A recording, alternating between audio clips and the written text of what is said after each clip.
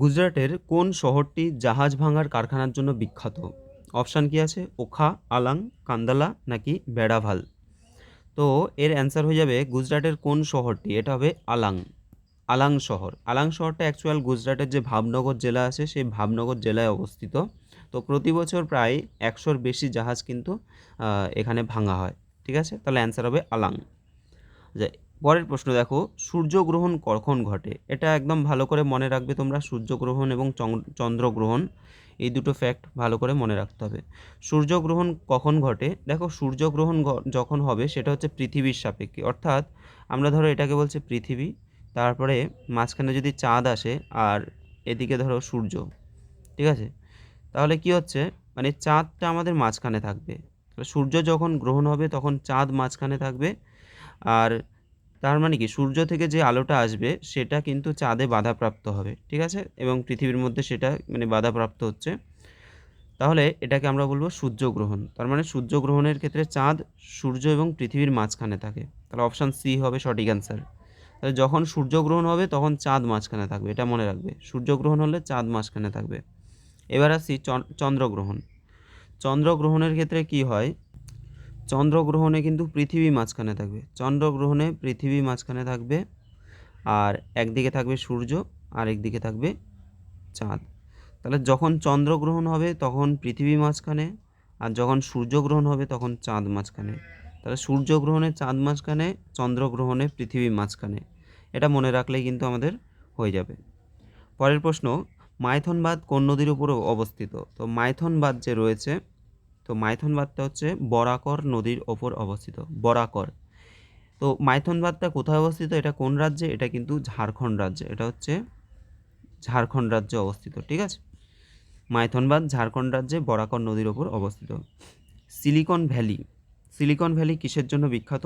Computer chips, সার উৎপাদন, ইস্পাত কারখানা নাকি আখ উৎপাদন? এটা আশা করি প্রত্যেকে জানো, কম্পিউটার চিপস, সিলিকন ভ্যালি। ওকে, তো আমরা জানি যে ভারতে যে ব্যাঙ্গালোর রয়েছে সেই ব্যাঙ্গালোরকেও কিন্তু ভারতের সিলিকন ভ্যালি বলা হয়ে থাকে। পরের প্রশ্নে চলে যাচ্ছি।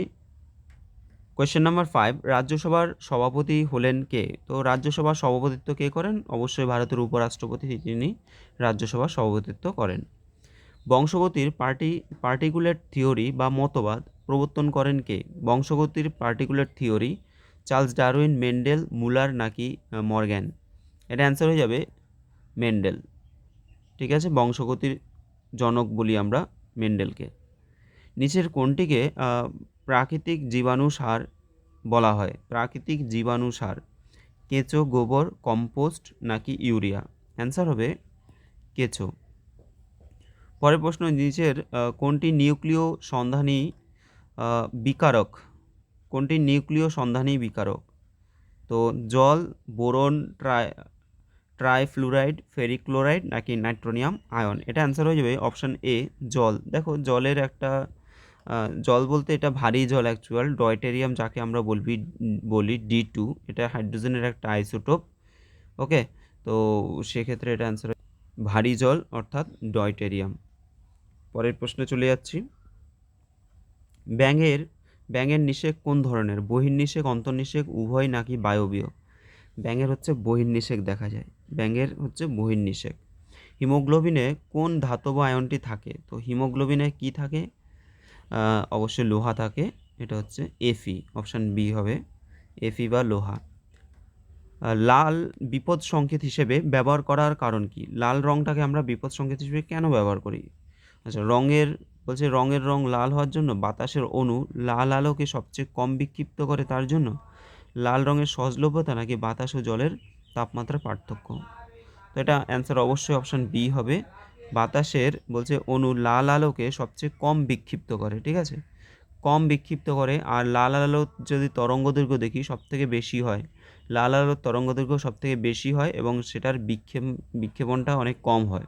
বিক্ষেপণ মানে ধরো চারদিকে যে ছড়িয়ে পড়ছে, চারদিকে ছড়িয়ে পড়ে না, তাহলে এটা কি হয়, এটা সোজাসুজি অনেক দূর থেকে কিন্তু এই আলোটাকে আমরা দেখতে পাই। পরের প্রশ্ন, বৈদ্যুতিক বাল্বে যে গ্যাস ভরা থাকে, তো বৈদ্যুতিক বাল্বে সাধারণত নাইট্রোজেন গ্যাস কিন্তু ভরা থাকে। নাইট্রোজেন গ্যাস ছাড়াও আর্গন, তারপরে হচ্ছে ক্রিপ্টন, এগুলো কিন্তু ভরা থাকে, ঠিক আছে? Argon, krypton, nitrogen. তো এই গ্যাসগুলো কিন্তু ভরা থাকে, আর এগুলো ভরা থাকার একটাই কারণ, বৈদ্যুতিক বাল্বে যে টাংস্টেনের যে ফিলামেন্টটা থাকে সেটাকে রক্ষা করার জন্য কিন্তু এই নিষ্ক্রিয় গ্যাসগুলো ভর্তি থাকে, ঠিক আছে? আর তাছাড়া হাইড্রোজেনও ভর্তি করা হয়ে থাকে। কম্পিউটারের প্রাণ আমরা কাকে বলবো? হার্ডওয়্যার, সফটওয়্যার, মাইক্রো প্রসেসর নাকি সিপিইউ? তো এটা হয়ে যাবে সফটওয়্যারকে কম্পিউটারের প্রাণ বলা হয়ে থাকে। পরের প্রশ্ন, হিস্ট্রি অফ টাইম বইটি কে লিখেছেন? এটা খুবই ইম্পর্ট্যান্ট একটা বই, স্টিফেন হকিংস, ঠিক আছে? বিশ্ববিখ্যাত একজন বিজ্ঞানী, সায়েন্টিস্ট স্টিফেন হকিং। জাতীয় বিজ্ঞান দিবস কবে পালন করা হয়? জাতীয় বিজ্ঞান দিবস হচ্ছে 28শে ফেব্রুয়ারি জাতীয় বিজ্ঞান দিবস পালন করা হয়। আমরা জানি যে ভারতের একজন বিখ্যাত পদার্থবিজ্ঞানী চন্দ্রশেখর ভেঙ্কট রমন, সেই তিনি রমন এফেক্ট আবিষ্কার করেছিলেন। তার জন্য তিনি মানে তাকে তিনি নোবেল পুরস্কার পেয়েছিলেন। কত সালে? না, 1930 সালে তিনি নোবেল পুরস্কার পেয়েছিলেন এটি আবিষ্কারের জন্য। পরের প্রশ্নে চলে যাচ্ছি আমরা। কোয়েশ্চেন নাম্বার 16 বলা হচ্ছে যে রাজস্থানে অবস্থিত হরপ্পা সভ্যতার নিদর্শন কোনটি? রাজস্থানে অবস্থিত কোনটা? মহেঞ্জোদারো, সুতকোজেনদার, কালীবঙ্গান নাকি লোথাল? তো এটা অ্যান্সার হয়ে যাবে অবশ্যই কালীবঙ্গান। আমরা জানি কালীবঙ্গান যেটা হচ্ছে ঘরগড়া নদীর তীরে অবস্থিত, তো সেটা কিন্তু রাজস্থানে, ঠিক আছে? তাহলে কালীবঙ্গান হচ্ছে রাজস্থানে। তোমরা এখানে অবশ্যই মানে যে হরপ্পা সভ্যতার বিভিন্ন সাইটগুলো রয়েছে সেই সাইটগুলো কোনটা কোথায় অবস্থিত এটা অবশ্যই পড়বে, এবং সেগুলো কোন নদীর তীরে অবস্থিত সেটা কিন্তু ভালো করে পড়তে হবে। মুঘল যুগের রাজস্ব সংগ্রহ ব্যবস্থায় জাপ্তি বলতে কী বোঝো? জাপ্তি প্রথা বা জাপ্তি ব্যবস্থা আমরা বলতে কী বুঝি? যে পরিমাপ নাকি প্রতি ক্ষেত্রে এককে উৎপাদনের পরিমাণ, শস্য উৎপাদনের মোট পরিমাণ নাকি মোট উৎপাদনের 1/3। তো জাপ্তি বলতে এখানে কিন্তু মোট উৎপাদনের 1/3কে বোঝানো হয়, ঠিক আছে? মুঘল যুগে যে রাজস্ব ব্যবস্থার জাপ্তি প্রথা, সেখানে মোট উৎপাদনের 1/3 সেটা কর দিতে হয়। তো সেই হিসাবে এটাকে জাপ্তি বলা হচ্ছে, মানে জাপ্তি প্রথা বলা হয় এটাকে। নরসিংহম কমিটি কোন সেক্টরের কর্মসংস্থান কার্যকলাপের সঙ্গে যুক্ত? এটা ব্যাংকিং সেক্টরের সাথে যুক্ত, এটা মনে রাখবে। নরসিংহম হচ্ছে ব্যাংকিং সেক্টর। ওকে, পরের প্রশ্নে চলে যাচ্ছি। কোয়েশ্চেন নাম্বার 19, ডেভিড হেয়ার এবং আলেকজান্ডার ডাফের সহযোগিতায় কে কলকাতা হিন্দু কলেজ প্রতিষ্ঠা করেন? এটা রাজা রামমোহন রায়। ওকে, ডেভিড হেয়ার এবং আলেকজান্ডার ডাফের সহযোগিতায় রাজা রামমোহন রায়। কৃষক প্রজা পার্টির প্রতিষ্ঠাতাকে ফজলুল হক, জাফর আলী খান, আল্লাহ বক্স নাকি করম শাহ? এটা হবে ফজলুল হক। কৃষক প্রজা পার্টির প্রতিষ্ঠাতা হলেন ফজলুল হক। পরের প্রশ্ন, কোয়েশ্চেন নাম্বার 21, পোর্ট ব্লেয়ার কোন দ্বীপে অবস্থিত? পোর্ট ব্লেয়ারটা কোন দ্বীপে অবস্থিত? ছোট আন্দামান, বৃহৎ নিকোবর, দক্ষিণ আন্দামান নাকি উত্তর আন্দামানে অবস্থিত? অ্যান্সার হবে অপশান সি, দক্ষিণ আন্দামানে। পোর্ট ব্লেয়ার দক্ষিণ আন্দামানে অবস্থিত, ঠিক আছে? আচ্ছা, তো পোর্ট ব্লেয়ারে তোমরা একটু কমেন্ট করবে যে পোর্ট ব্লেয়ারের বর্তমান নাম কি হয়ে গেছে। অর্থাৎ আমরা জানি আন্দামান নিকোবর দ্বীপপুঞ্জের যে রাজধানী সেটা ছিল পোর্ট ব্লেয়ার, তো এই পোর্ট ব্লেয়ারটা নাম চেঞ্জ হয়ে গেছে। তো এখন যে নামটা হয়েছে সেটা তোমরা একটু কমেন্ট করবে। পরের প্রশ্ন, নিম্নলিখিত যে ধারাগুলো রয়েছে সে ধারাগুলির মধ্যে বলছে কত নং ধারাটি শুধুমাত্র ভারতীয় নাগরিকদের জন্য? তো ভারতীয় নাগরিকদের জন্য কত নং ধারা? 14, 15, 20 নাকি 21 নং ধারা? আচ্ছা, তো কোয়েশ্চেন নাম্বার 22, এটা অ্যান্সার হয়ে যাবে 15 নম্বর ধারা। অর্থাৎ 15 নম্বর ধারায় কী আছে যে জাতি, ধর্ম, বর্ণ, লিঙ্গ নির্বিশেষে আর কি কোনো রকম বৈষম্য করা যাবে না। তো এটা কিন্তু ভারতীয় নাগরিকদের জন্য বলা হয়েছে, আর্টিকেল 15। তো এক্ষেত্রে অ্যান্সার হবে অপশান বি। ওকে, তোমরা একটা কমেন্ট করবে যে যখন আমাদের এমার্জেন্সি ডিক্লেয়ার করা হয়, ঠিক আছে, এমার্জেন্সি বা জরুরি অবস্থা ডিক্লেয়ার করা হয়, তখন কোন দুটো আর্টিকেলকে মানে স্টপ রাখা যায় না আর কি? মৌলিক অধিকারগুলো তো রয়েছে, সেই মৌলিক অধিকার মধ্যে কোন কোন গুলোকে স্টপ রাখা যায় না সে সময়েও? ওকে, পরের প্রশ্নে চলে যাচ্ছি। পৃথিবীর অখণ্ড বাস্তুতন্ত্রের অধীন সমস্ত প্রাণীগোষ্ঠীকে একত্রে কি বলা হয়? সমস্ত প্রাণীগোষ্ঠীকে আমরা একত্রে কি বলবো? প্রাণীগোষ্ঠীকে বলা হয় ফনা, ঠিক আছে? একত্রে প্রাণীগোষ্ঠীকে বলা হবে ফনা। আর যদি উদ্ভিদ গোষ্ঠী যদি বলে তখন হবে ফ্লোরা, ঠিক আছে? কীভাবে মনে রাখবে তোমাদের বলে দিই। দেখো ফনা, ফনা সাধারণত কার দেখা যায়, মানে সাপের আমরা বলি না সাপের ফনা, তাহলে সাপ কি একটা প্রাণী, সাপ হচ্ছে একটা প্রাণী, তার মানে ফনা হচ্ছে প্রাণী গোষ্ঠীকে বলা হবে। আর ফ্লোরা, ফ্লোরা অনেকটা ফ্লাওয়ারের মতো হচ্ছে, মানে ফুল টাইপের, তার মানে কি সেটা হচ্ছে উদ্ভিদ গোষ্ঠী। ঠিক আছে, এভাবে মনে রাখতে পারো তোমরা, তাহলে আর ভুলবে না। মিকি মাউস চরিত্রের সৃষ্টিকর্তাকে, মিকি মাউস চরিত্রটাকে সৃষ্টি করেছেন, তো এটা হচ্ছে খুবই common question, world Disney, world Disney, ঠিক আছে, মিকি মাউসের স্রষ্টা। বক্সিং ফিল্ডকে কি বলা হয়, অর্থাৎ যেখানে বক্সিং খেলা হয় আর কি, সেই বক্সিং খেলার যে জায়গাটা সেটাকে আমরা কি বলি, কোর্ট, রিং, ট্র্যাক নাকি ডায়মন্ড, এটা বলা হবে রিং, অ্যারেনা বা রিং বলা হয়, ঠিক আছে, বক্সিং খেলার ওটাকে রিং বলে।